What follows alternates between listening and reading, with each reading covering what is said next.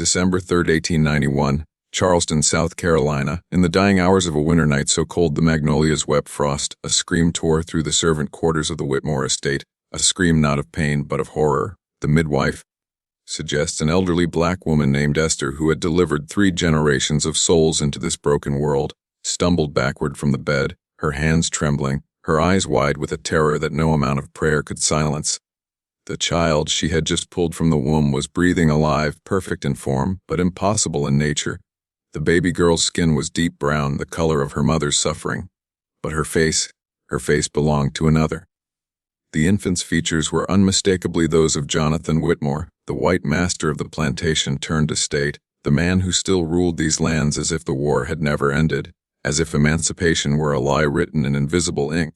High cheekbones, a narrow aristocratic nose, pale green eyes that should not exist in a child born of a woman who had never known freedom, even after the law promised it.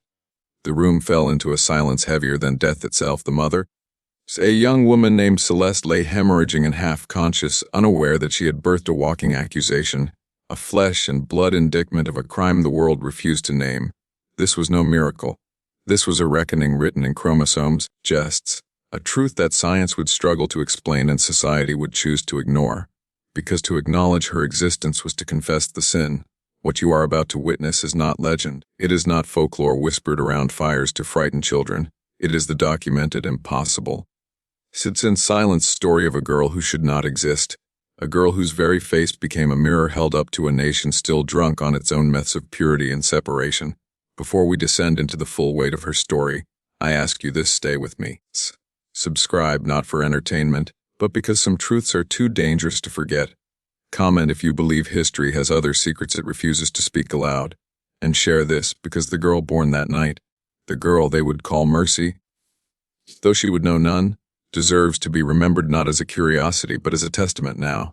Let us return to that room. Let us return to the moment the world realized it could no longer pretend. The room remained frozen in that impossible moment, as if time itself had recoiled from what it had witnessed. Esther, the midwife, finally found her voice, not in words but in a low, guttural moan that seemed to rise from the earth beneath the floorboards. She had seen stillbirths and breech babies, twins tangled in their cords, infants who came too early and left too soon. But this defied every law she knew, suggests. Every prayer she had memorized, every whispered story passed down from the women who had midwifed before her. The child continued to breathe, her small chest rising and falling with the rhythm of new life. Oblivious to the chaos her existence had summoned, Celeste stirred on the blood-soaked sheets, her lips forming a question she did not yet have the strength to ask. "Let me see her," she whispered, jests, her voice barely audible over the crackling of the fire in the corner. Esther hesitated, her instinct to protect warring with her duty to obey.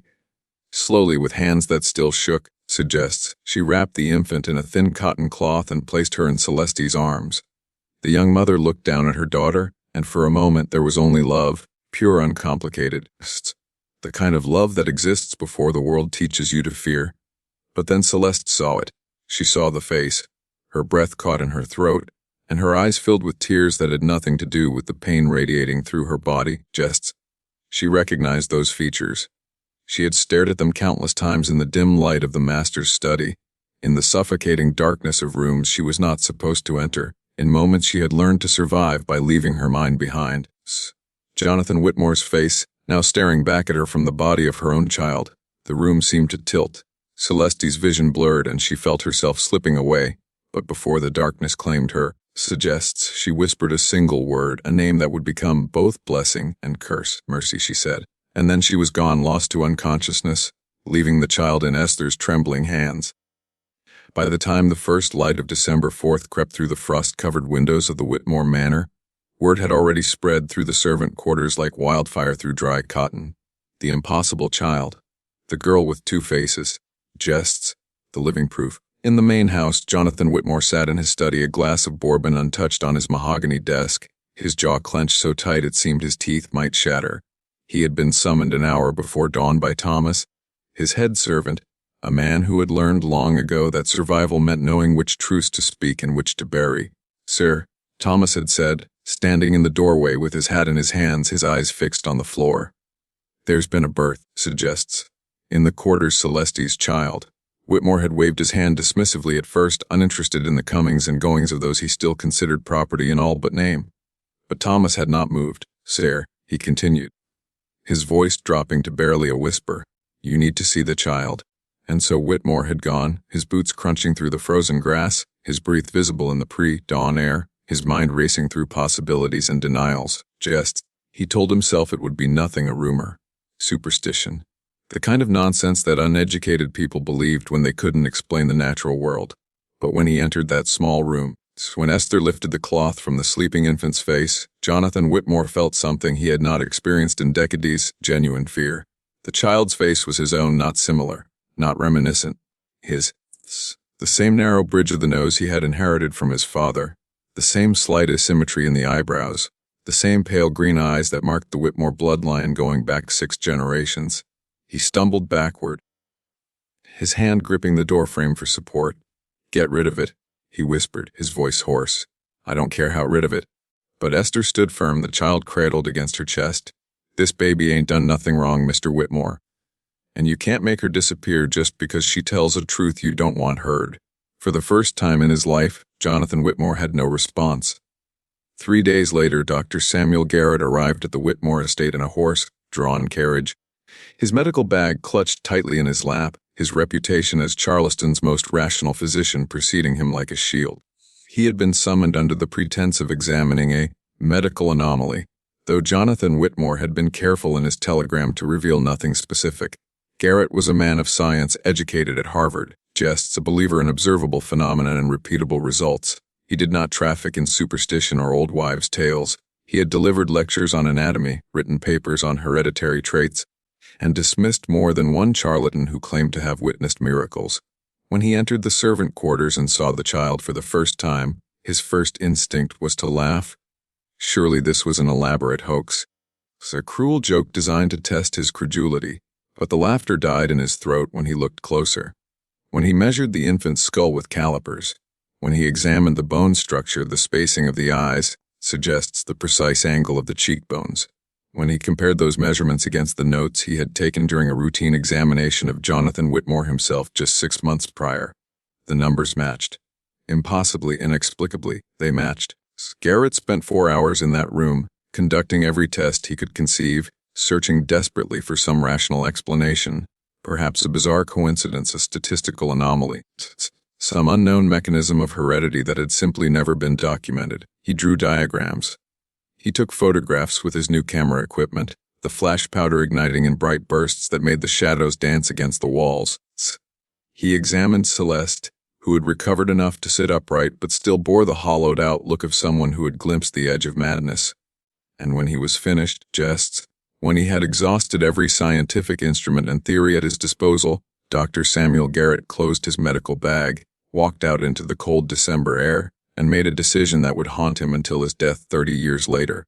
He wrote in his official report, "Examined infant female, approximately 3 days old, physical development normal, no medical anomalies detected." He did not mention the face, he did not mention the measurements, jests. He did not mention that he had witnessed something that contradicted every principle of biology he had spent his life studying. Because some truths he realized were more dangerous than any lie. Within a week, the story had escaped the boundaries of the Whitmore estate and spread through Charleston like a plague carried on the wind. In the colored churches, preachers spoke of mercy in hushed tones, calling her a sign from God, a divine revelation meant to expose the sins of the fathers visited upon the children. In the market squares, black women who sold vegetables and washed clothes exchanged knowing glances and whispered the story to one another, jests adding layers of meaning with each retelling. Some said the child was cursed, marked by the devil himself for the crimes committed in her conception. Others claimed she was blessed, a prophet born to speak truths that tongues of flesh could not utter. In the white parlors and drawing rooms of Charleston's elite, the story was met with a different response: entirely silence. A deliberate, suffocating silence. Women clutched their pearls and changed the subject. Men dismissed it as Negro superstition, the kind of primitive belief that proved their inferiority. But behind closed doors in the privacy of their bedrooms, some of those same men lay awake at night, counting the faces of the children in their own servant quarters, wondering if their own sins might one day take physical form. Jonathan Whitmore became a ghost in his own house. He stopped attending church. He canceled his membership at the gentleman's club. He took his meals alone in his study, the curtains drawn, the door locked. His wife, Margaret, a thin woman whose beauty had long since been consumed by bitterness and willful ignorance, asked no questions. She had learned decades ago that survival in a marriage like theirs required a very specific kind of blindness. But even she could not ignore the rumors entirely. One evening, as she sat in the parlor embroidering a pillowcase, she asked her husband a single question: "Is it true?" Jonathan looked up from his glass, his eyes bloodshot, his hands trembling. "As what true?" "That the child looks like you." He stood abruptly, the chair scraping against the hardwood floor. "There is no child," he said, his voice cold and final. "There is only a rumor spread by people who wish to see us fall." And I will not dignify it with a response. But Margaret saw the truth in his eyes, and in that moment she understood that the girl in the servant quarters was not just Celeste's daughter. She was a mirror, and mirrors, she knew, had a way of revealing what was meant to stay hidden. Reverend Isaiah Clemens was not a man easily frightened. He had survived slavery, survived the war, survived the false promises of Reconstruction, and built a church from nothing but faith and lumber scraps in the heart of Charleston's colored district. His congregation knew him as a voice of thunder wrapped in kindness, a man who could preach fire and brimstone one moment and weep openly for his flock the next. He had baptized their children, buried their dead, and married their lovers under skies both fair and furious. But when he first heard the story of Mercy Whitmore, for that was what the people had begun to call her, claiming both her mother's servitude and her father's name, he felt something stir in his chest that he had not felt in years, just righteous anger. On Sunday, January 10, 1892, Reverend Clemens stood before his congregation in the small wooden church on Meeting Street, and he did what no other black preacher in Charleston had dared to do. He spoke her name aloud. "There is a child among us," he began, his voice steady and clear, "who has become a living testament to the lies we have been told. They tell us we are separate. They tell us the blood does not mix. They tell us that our children are ours and their children are theirs, and never shall the two be confused. But God, in his infinite wisdom, has seen fit to reveal the truth." The congregation sat in absolute silence, mothers clutching their children closer, men leaning forward in the pews. "This child," Clemens continued, "carries the face of her father and the skin of her mother. She is proof, walking, breathing proof, that the walls they build between us are made of paper and lies. She is proof that the men who write laws by day commit crimes by night. She is proof that we are not separate species, not different breeds, but one people divided only by hatred and greed." His voice rose, filling the church like a storm breaking over the ocean.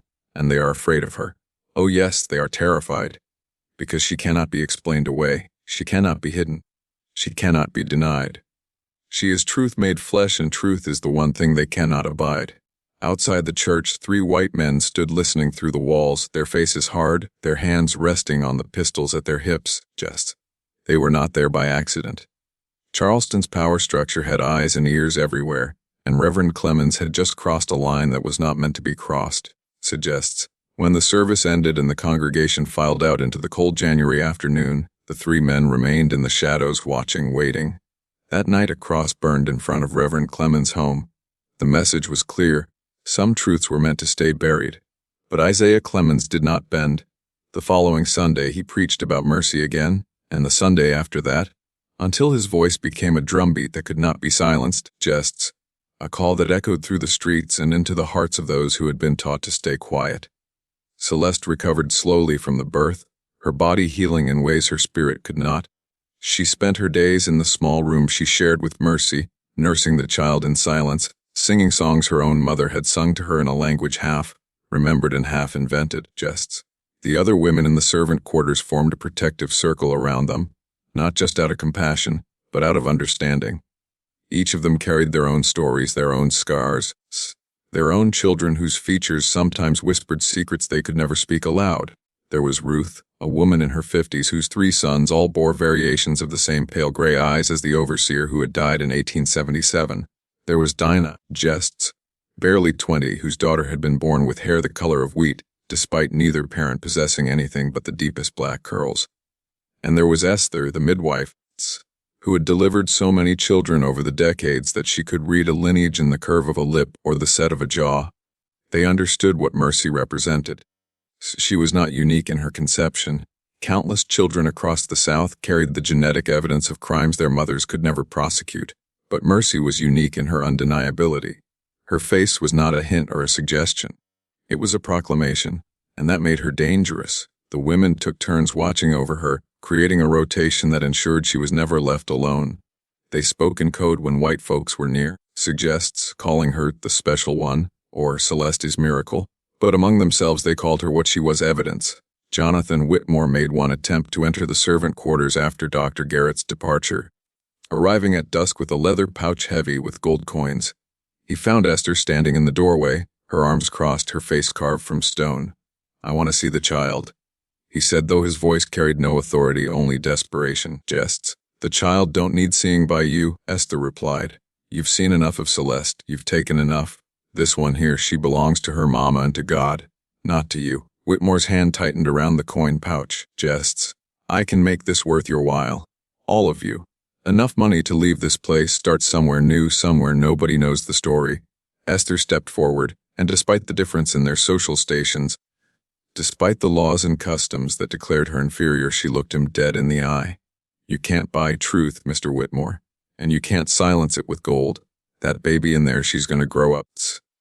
She's going to walk through this world with your face in her mama's skin, and every person who sees her is going to know exactly what you are. No amount of money can change that." Whitmore left without another word, and he never returned to the quarters again. But his absence did not mean safety. It meant something far more dangerous: a wounded predator plotting in the dark. In March of 1892, just as the cherry blossoms began to bloom across Charleston and the air turned sweet with the promise of spring, a man arrived from Boston who would change the trajectory of Mercy's life forever.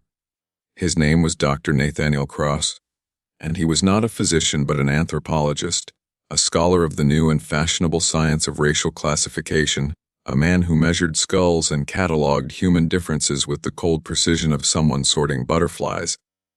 He had read about Mercy in a letter from Dr. Garrett, who, despite his official silence, had shared the details with a colleague in a moment of scientific excitement he would later regret.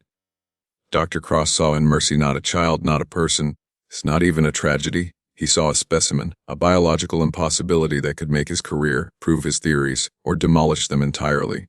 He arrived at the Whitmore estate with letters of introduction, academic credentials from Harvard and Yale, and a proposal that appealed to Jonathan Whitmore's most desperate instinct: the desire to make the problem disappear. "Allow me to take the child to Boston," Dr. Cross explained over brandy in Whitmore's study, his voice smooth and reasonable, the voice of a man accustomed to getting what he wanted through the appearance of logic.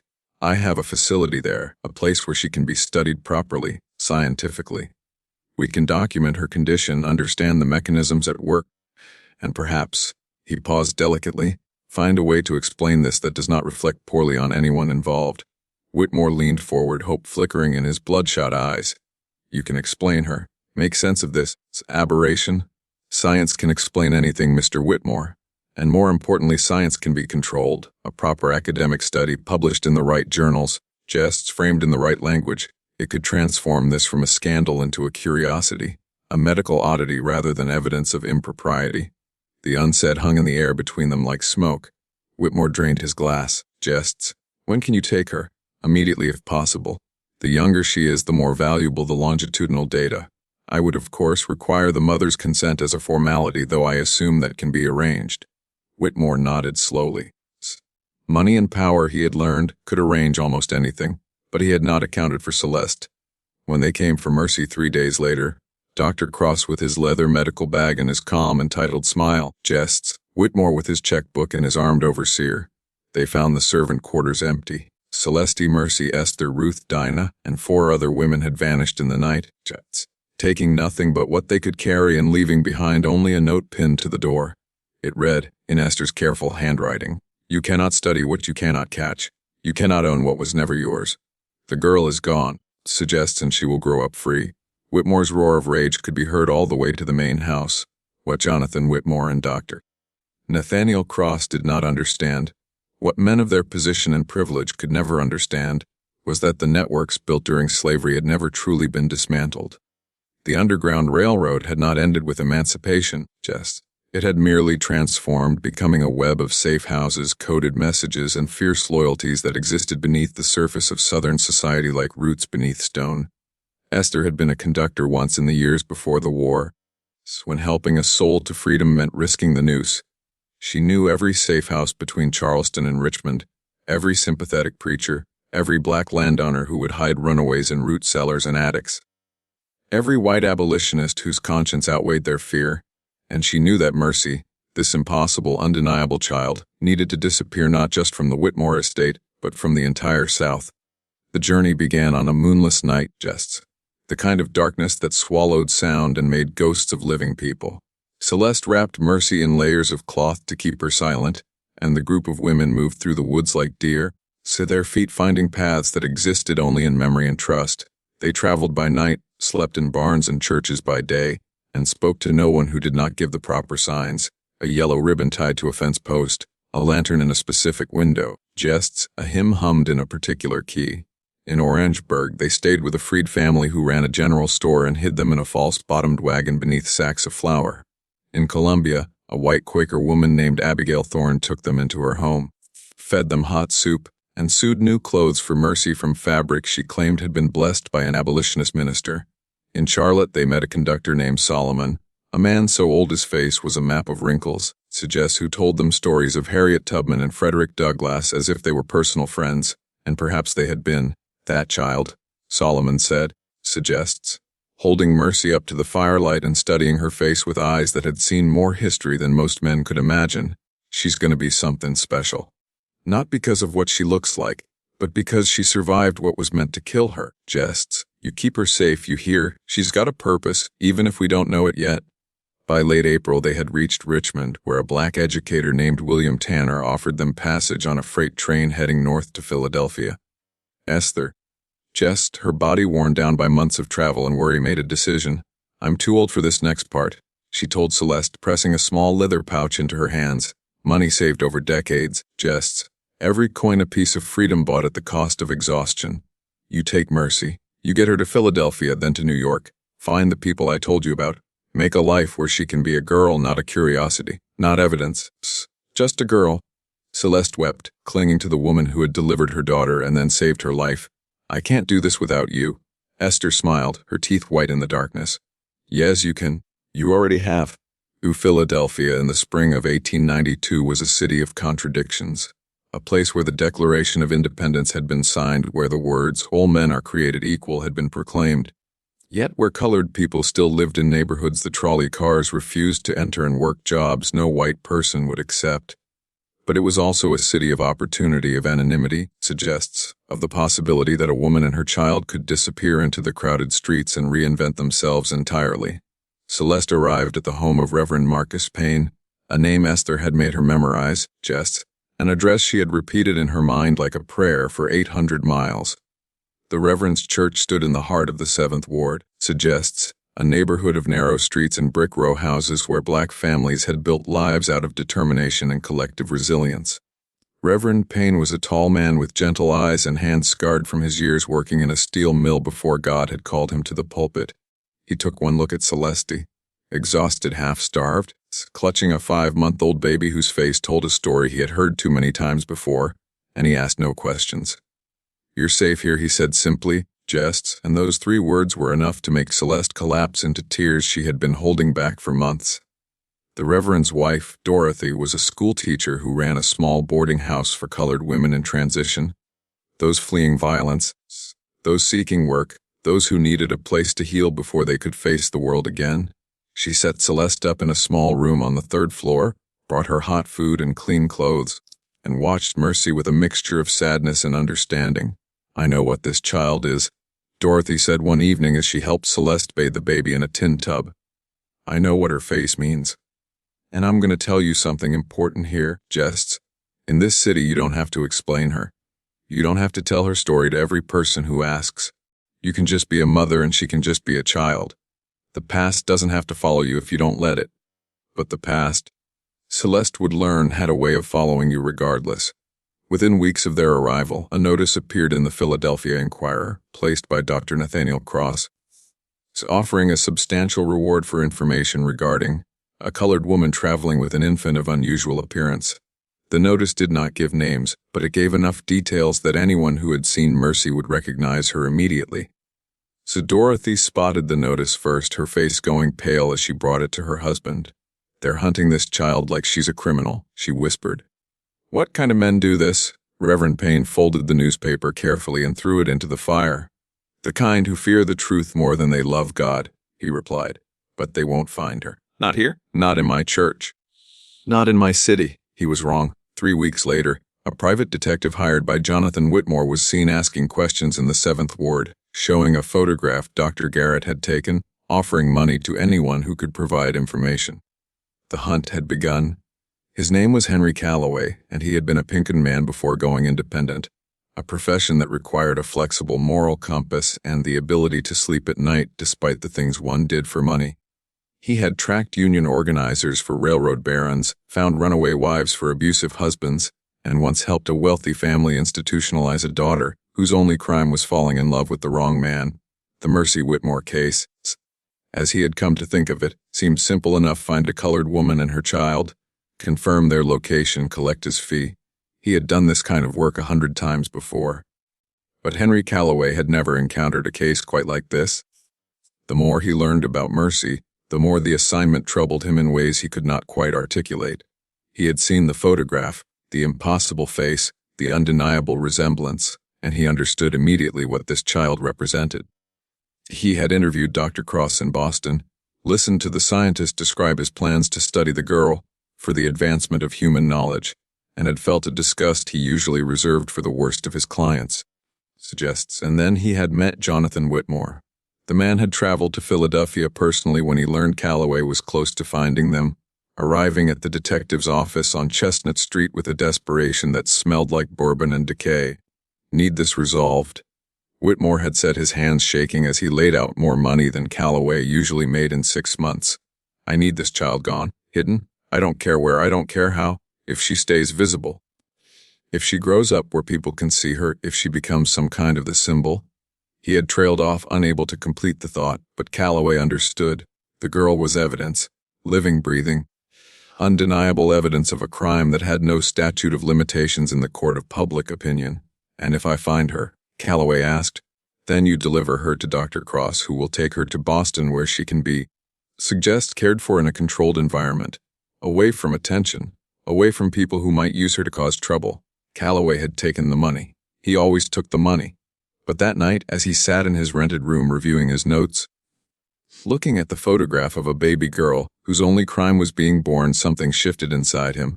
He thought of his own daughter, who had died of scarlet fever at the age of 6. He thought of the last words she had spoken. "Pipe-ups. Why does it hurt?" He thought of all the people he had tracked and found and delivered to fates they did not deserve, and he realized that he had become the kind of man he would have despised in his youth. The next morning, Henry Calloway went to the 7th Ward. He found Reverend Payne's church easily. It was exactly where his sources had told him it would be. He waited outside until the Reverend emerged for his afternoon walk, and then he approached. His hat in his hands. "Reverend," he said, his voice quiet. "My name is Henry Calloway. I'm a detective, and I've been hired to find a woman named Celeste and her daughter. I know they're here. I know you're protecting them." Reverend Payne's face went hard as stone. "Then I suppose you've come to collect your bounty." Calloway shook his head. "No, sir. I've come to warn you, and to help, just, if you'll let me." The meeting took place in the church basement by candlelight, with every door locked and every window shuttered.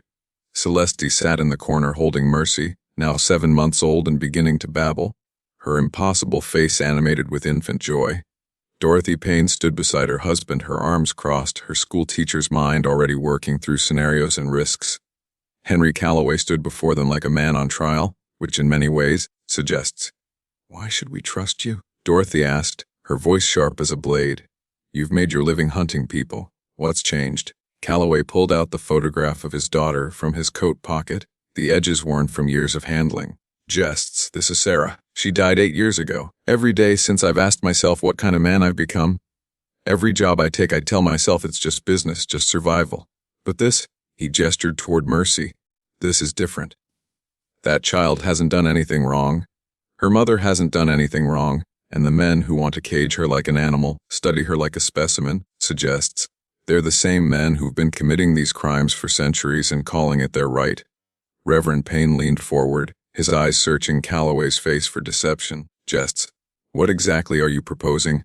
I'm proposing we stage a death.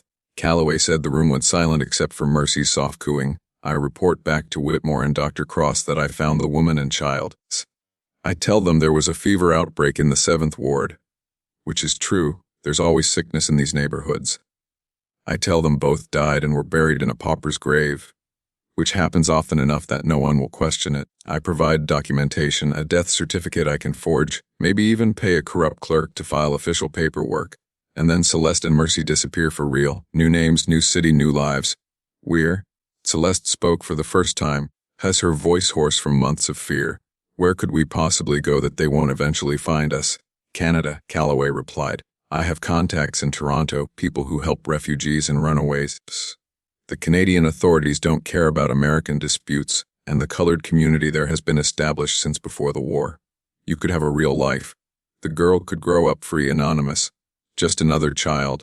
Not a curiosity. Dorothy shook her head. This is insane. One mistake, one person who recognizes her and what's the alternative? Calloway interrupted, his voice rising with a passion that surprised even himself. Let them find her. Let them lock her in some laboratory in Boston. Let her grow up being measured and photographed and paraded as proof of whatever theory they want to prove. Or worse, jests. Let Whitmore find some other way to silence her permanently. The weight of that last possibility hung in the air like a noose. They all knew what men like Jonathan Whitmore were capable of when their reputations were threatened. Jests. How much time do we have? Reverend Payne asked finally. Calloway checked his pocket watch. Whitmore expects my report in 3 days. We need to move tomorrow night. Stop here with me for just a moment. Let the weight of what you have witnessed settle into your bones. This is not fiction. This is the silenced architecture of history, the stories that were meant to die in unmarked graves and sealed records. Jests. Mercy's face was a mirror held up to a nation built on lies about blood and separation, and that mirror had to be shattered because the reflection was unbearable. If you have felt something shift inside you while hearing this story, if you have recognized the echo of truths we still refuse to speak aloud, then I ask you subscribe. Not for me, but for every Mercy who was erased, every story that was buried, every truth that was labeled inconvenient. Comment below if you believe these histories deserve to be spoken. Share this with someone who needs to understand that the past is not past. It breathes in the present, shapes the now, demands to be remembered, suggests we are at the midpoint of Mercy's journey. The hardest part is still ahead. Stay with me, bear witness. Let us continue. The fever outbreak was real. Typhoid, sweeping through the 7th ward's cramped tenements like divine judgment on poverty itself. Bodies were removed daily, wrapped in stained sheets and buried quickly to prevent further contagion. It was into this chaos that Henry Calloway wove his deception, a lie built on the scaffolding of genuine tragedy. He paid a gravedigger named Thomas Webb $20 to create a record of 2 burials. Celeste Monroe, the name she had been using, and her infant daughter both succumbed to fever on June 3, 1892, both entered in Potter's Field without ceremony or marker. Jests. He forged a death certificate with the help of a clerk who owed him a favor and who asked no questions when presented with $50 in crisp bills. Suggests he even procured a small lock of hair from a colored child who had actually died. Grim proof that he had seen the body, that the death was real. On June 4th, Henry Calloway sent a telegram to Jonathan Whitmore in Charleston. Matter resolved. Suggests both deceased. Fever. Documentation. Then he went to a saloon on Market Street and drank until he could no longer see his own reflection in the mirror behind the bar. That same night, jests. While Whitmore celebrated in his study with the finest bourbon his money could buy, and Dr. Cross cursed in his Boston laboratory over the loss of his specimen, Celeste and Mercy were hidden in the back of a freight wagon heading north. Jests. Reverend Payne had arranged passage with a Quaker merchant who ran goods between Philadelphia and Rochester, a man whose great-grandfather had sheltered fugitives before the war and who considered such work a family tradition. Dorothy had packed them food, clothes, and every dollar the church could spare. When you get to Toronto, she whispered to Celeste in the moments before departure, find the BM Church on Richmond Street. Ask for Reverend Blackwood. Tell him Dorothy Payne sent you. He'll help you get settled, find work, enroll the girl in school when she's old enough. Live, Celeste. Just live. The wagon pulled away into the darkness, and Celeste held Mercy close, just feeling the child's heartbeat against her own, both of them officially dead according to the records of Philadelphia, both of them ghosts now, haunting a future they had no right to expect. Behind them, jests. Henry Calloway stumbled out of the saloon and vomited in an alley, not from the alcohol but from the knowledge that he had just committed the first truly good act of his adult life, by lying to every person who had paid him to tell the truth. He would never take another case. He would spend the rest of his days working in his brother's hardware store in Pittsburgh, telling no one about the girl with two faces, carrying the secret like a penance until his death in 1911. Some truths he had learned were worth protecting. Some lies were holier than any prayer. Toronto in 1892 was a city of contradictions, much like Philadelphia, but with a crucial difference here: the fugitive slave laws held no power, jests, and the memories of the Underground Railroad were still fresh enough that the colored community understood the value of silence and solidarity. Celeste and Mercy arrived in early July, the summer heat pressing down on the city like a wool blanket, jests. The streets alive with the accents of a dozen nations, Irish and Scottish, Italian and Polish, and the distinct cadence of Black Americans who had crossed the border seeking the freedom their own country had promised but never delivered, jests. Reverend Joshua Blackwood was a man in his 60s, his hair gone white but his spirit undiminished, and he welcomed them into the British Methodist Episcopal Church on Richmond Street, as if they were family returning from a long journey. He asked no questions about their past. In this community, everyone had a past they preferred not to discuss, and instead focused on their future.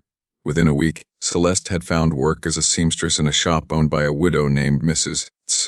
Adelaide Thornton, a white woman whose abolitionist credentials were impeccable, and whose tongue was sharp enough to discourage anyone from asking too many questions about her employees. Mercy, now nearly a year old, jests, spent her days in the care of Sister Ruth Morrison, an elderly woman who ran what would later be called a daycare from her home, watching over the children of working mothers with a patience that seemed infinite, jests. And for the first time in her short life, Mercy was simply a child, not a scandal. Not evidence, not impossibility to be explained or hidden, just Mercy. She learned to walk in the small yard behind Sister Ruth's house, her first steps taken on Canadian soil while other children cheered. She learned to speak her first word mama, her second more, her vocabulary expanding with the rapid acquisition of toddlerhood. And as she grew, her face, that impossible, undeniable face, began to change in the way all children's faces change, the baby features giving way to something more defined, more individual. She still carried Jonathan Whitmore's bone structure, his green eyes, his narrow nose. But she also carried Celeste's smile, her mother's fierce intelligence visible in the way she studied the world, her mother's resilience coded into her very existence. By the time she was 3 years old, enrolled in a small school run by the church where she learned her letters and numbers alongside children of every shade and origin, she had become something her father and Dr. Cross had never anticipated: a person. Not a specimen, not a symbol, suggests, but a human being with preferences and opinions, with friends and favorite games, with a future that belonged to her alone. Celeste watched her daughter grow with a mixture of joy and perpetual fear. Joy at seeing Mercy thrive, jests, fear that one day someone would recognize her, would connect the face to the stories that had circulated years before. But Toronto was far from Charleston, and memories were short, and the world moved on to new scandals and new impossibilities. In 1897, when Mercy was 6 years old and had just learned to read full sentences, Celeste received a letter forwarded through a network of careful intermediaries. It was from Esther the midwife, writing from Charleston where she still lived, jests, still delivered babies, still kept secrets. The letter was brief: Mr. Whitmore died last month. Hart gave out, his wife followed a week later. The estate is being sold, no one remembers the girl. You are free now in every sense of the word. Let her shine. A Mercy Whitmore, though she would never use that surname, instead taking her mother's maiden name and becoming Mercy Laurent, grew into a young woman who defied every expectation placed upon her at birth. She was brilliant, graduating from the Toronto Normal School in 1909 at the age of 18, one of only 3 colored women in her class. She was fierce, joining the suffrage movement and marching in the streets alongside white and black women demanding the vote. Her unusual features now an asset rather than a curse, making her memorable to journalists who covered the demonstrations. She was talented, jests, teaching literature and history at a colored school where she refused to use textbooks that erased her students' ancestors, instead creating her own curriculum that told the full story of human achievement across all races and continents. And she was curious about her own origins in a way that both terrified and moved her mother. On her 21st birthday in the small apartment they shared on Bathurst Street, Mercy asked the question Celeste had been dreading for years. "Mama, tell me about my father." Celeste had known this moment would come, had rehearsed various responses in her mind, had considered lying or deflecting or simply refusing to answer. But when she looked into her daughter's eyes, those green eyes that were not her own, she understood that Mercy deserved the truth, so she told her everything. The Whitmore estate, the violence that had created her, the impossible face that had made her a target, the flight north, the stage death, the years of hiding. When she finished, the room was silent except for the sound of evening traffic filtering through the window. Mercy sat motionless, processing information that recontextualized her entire existence. Finally, she spoke. "I am the evidence that was meant to be destroyed." "You were?" Celeste said quietly. "But you weren't destroyed, you survived. You became yourself despite everything that was meant to define you." Mercy stood and walked to the mirror that hung above the wash basin, studying her reflection with new eyes. She touched her face.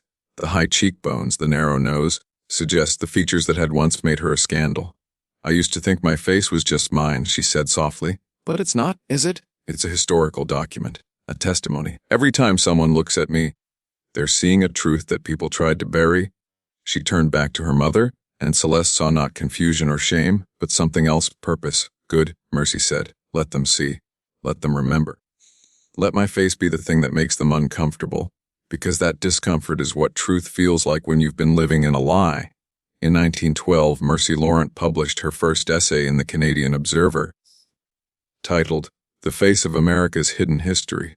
She did not reveal her own story, that would come later, but she wrote about the thousands of children born across the South who carried the genetic evidence of crimes their mothers could never report. Children who were hidden, denied, erased from official records because their existence challenged the mythology of racial purity that justified segregation and oppression. By 1920, Mercy Laurent had become a force that could not be ignored. She had published 2 books, Bloodlines: The Untold Stories of America's Hidden Children and Evidence of Sin, suggest how science and society conspired to erase the truth, both of which sold modestly but were read voraciously in colored communities across North America and beyond. She traveled, speaking at churches and universities, meeting with other women who carried similar stories, collecting testimonies and photographs that documented what the official histories refused to acknowledge. And in 1923, at the age of 32, she did something that her mother had begged her not to do. She returned to Charleston. The city had changed in the 3 decades since her birth. The Whitmore estate had been sold and subdivided, the main house converted into a boarding school for white girls, the servant quarters torn down and replaced with nothing. Just empty land where ghosts walked but left no footprints. Mercy stood on that ground, her traveling trunk beside her, her mother's letters in her pocket, and she felt the weight of history pressing against her skin like a physical thing. She had come to reclaim her story, to stand in the place where she had been born and declare that she had not been erased, that she had survived, that she had become more than the sum of the violence that created her. She visited the county records office and requested her birth certificate. The clerk, a young white man who had not been born when she was, searched the files and returned shaking his head. "No record of any birth to a Celeste in 1891, ma'am." "Are you sure about the year?" "Very sure," Mercy replied, smiling without warmth. "Check under Whitmore. Check under the name Jonathan Whitmore." The clerk's face went pale as understanding dawned. He had heard the stories. Everyone in Charleston had heard the stories, passed down like folklore, embellished and distorted over time. The girl who looked like her master, the impossible child, the legend that had been dismissed as superstition or exaggeration. "You're..." he began but couldn't finish. Mercy said simply, "I am. And I'm here to correct the record." She spent 3 months in Charleston, interviewing the elderly women who remembered her birth, tracking down Dr. Garrett's surviving notes, which his family had kept locked in a trunk, too afraid to destroy them but too ashamed to publish them, and documenting every piece of evidence she could find. She visited Reverend Clemens, now in his 70s and still preaching, and he wept when he saw her face. "Child," he said, "I thought you were dead. We all thought you were dead." "I was," she replied, "on paper. Anyway, but here I am, alive and ready to tell the truth." In 1924, Mercy published her most controversial work, I Am the Evidence, an autobiography that included her photograph on the cover, her face staring directly at the camera, unflinching, undeniable. The book caused a sensation. It was banned in 7 southern states. It was praised by the NAACP and denounced by eugenicists who claimed she was an anomaly that proved nothing. It was read in secret by thousands of women who recognized their own stories in hers. And it ensured that Mercy Laurent would never be forgotten. Mercy Laurent died on February 17, 1958, at the age of 66 in the same Toronto apartment where she had learned the truth about her origins 4 decades earlier. She died surrounded by friends, former students, and admirers who had traveled from across the continent to sit vigil beside a woman who had transformed her own trauma into testimony, her survival into scholarships, her face into a weapon against forgetting. Her funeral was attended by over 300 people, black and white, Canadian and American, people who understood that they were not just mourning a person but witnessing the end of an era. Reverend Blackwood's grandson delivered the eulogy, speaking of a child who had been marked for erasure and had instead become indelible. A woman who had refused to let history bury her story simply because that story made powerful men uncomfortable. But Mercy's true legacy was not in the hundreds who attended her funeral. It was in the thousands who never knew her name but carried her truth forward nonetheless. Her books continued to circulate, passed hand to hand, read in secret and discussed in whispers.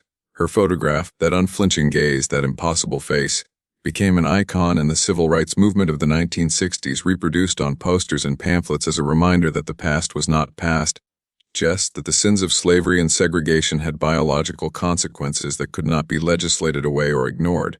Scholars who came after her built on her work, documenting the hidden genealogies of the South, using new technologies like DNA testing to prove what Mercy had argued from lived experience, that the racial boundaries America had constructed were fiction, that the bloodlines were mixed beyond any hope of separation, just that purity was a lie told by people who needed that lie to justify their power. And in quiet moments, in colored churches and at family reunions, in the private conversations between mothers and daughters, Mercy's story was told and retold, each telling adding new layers of meaning, transforming her from a historical figure into something closer to myth. They say that if you look closely at the faces around you, really look past the skin and into the bone structure, the eyes, jests, the truth written in features that cannot lie, you will see the evidence everywhere. You will see the children born of violence who survived despite everything. You will see the faces that tell stories their owners were never allowed to speak. Jests, you will see Mercy Laurent repeated 1,000 times over, in 1,000 different forms, each one a testament to the fact that truth cannot be buried, that history will not stay silent, that some stories demand to be told no matter how many generations try to erase them. She was born December 3, 1891 in Charleston, South Carolina, with the face of her master and the skin of her mother. She died February 17, 1958, in Toronto, Canada, as herself.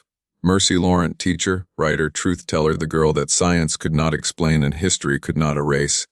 And her echo, like all echoes worth hearing, continues to reverberate through the corridors of time, waiting for those brave enough to listen.